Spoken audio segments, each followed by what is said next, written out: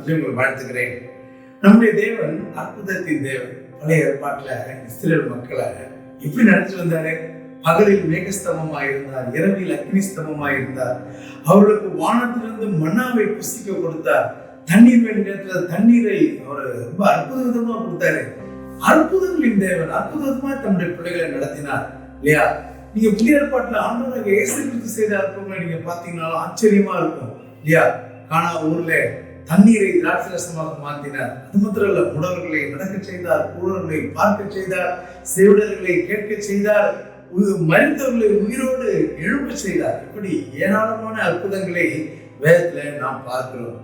ஆனால் ஒன்று நாம் கவனிக்க வேண்டும், இந்த அற்புதங்கள்லாம் என்ன சொல்ல முடியாது, எப்பயுமே கேரண்டியா இப்போ நடக்கும் அப்படின்னு சொல்லி நம்ம சொல்ல முடியாது. அவர் செய்ய வல்லவரா?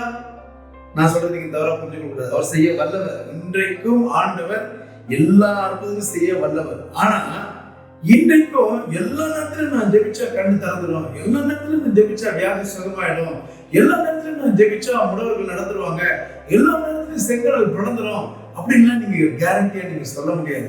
அந்தந்த சூழ்நிலைகள் கேட்டார் போல தேவன் அங்கே செயல்படுவதை நாம் பார்க்கிறோம். ஆனால் உங்களுக்கு நான் இன்றைக்கு ஒரு அற்புதத்தை நான் சுட்டிக்காட்ட விரும்புகிறேன்.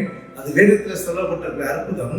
இந்த அற்புதம் எந்த சூழ்நிலையிலும் நடக்கும், எல்லா நாளும் நடக்கும், யார் இதை கேட்டாலும் நடக்கும். ஆனால் வருத்தத்துக்குரிய காரியங்கள் சொன்னா இந்த அற்புதத்தை பத்தி யாருமே அக்கறை காட்டுறதே இல்லை, யாருமே கண்டுக்கிறதே இல்லை. என்ன அற்புதம் தெரியுமா? ஒரு பாவி தேவனுடைய பிள்ளையாய் மாறுகிற அற்புதம். எனக்கு அருமையானவர்களே, ஒரு மனிதன் பாவத்திலிருந்து விடுதலையாவதற்கு ஒரே வழி நம்முடைய ஆண்டவராக இயேசு கிறிஸ்து என்று சொல்லி நமக்கு எல்லாருக்கும் தெரியும்.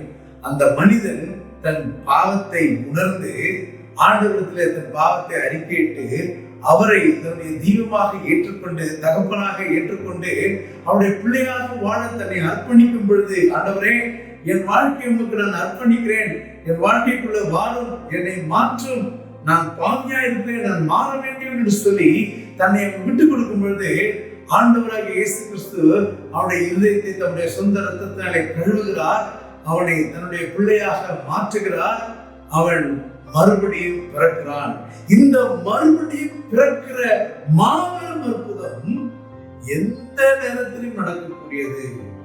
இது சூழ்நிலைகளுக்கு உட்பட்டதல்ல.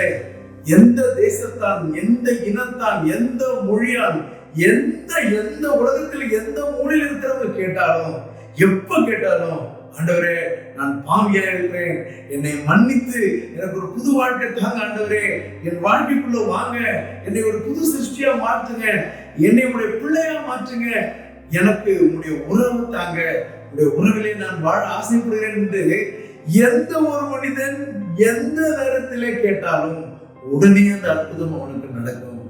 ஆனால் பரிதாபம் என்ன தெரியுமா?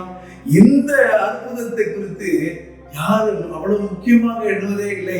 வியாதியை குறித்தோ, பிள்ளைகளுடைய படிப்பை குறித்தோ, வெளிநாட்டுக்கு செல்வதை குறித்தோ, இப்படிப்பட்ட காரியங்களை குறித்து தான் அற்புதங்களையும் அடையாளங்களையும் எதிர்பார்க்கிறார்களே ஒழிய, நான் மாறுவதற்கு ஆண்டவரிடத்திலே செல்லும் பொழுது இந்த மறுபிறப்பின் அனுபவத்தை, இந்த மாபெரும் அற்புதத்தை நிகழ்த்த ஆண்டவர் எப்பொழுதும் தயாரா இருக்கிறார் என்று சொல்லி நம்ம அநேகர் யோசிப்பதே இல்லை. உங்களுக்கு அற்புதம் வேண்டாமா? இந்த அற்புதம் நம் ஒவ்வொருவருக்கும் வேண்டும். இன்றே நம்முடைய வாழ்க்கை ஆண்டவராக இயேசு கிறிஸ்துவுக்கு அர்ப்பணிப்போம். மறுபடியும் பிறந்து தேவ பிள்ளைகளாய் மாறுகிற இந்த அற்புதத்தை பெற்றுக்கொள்வோம்.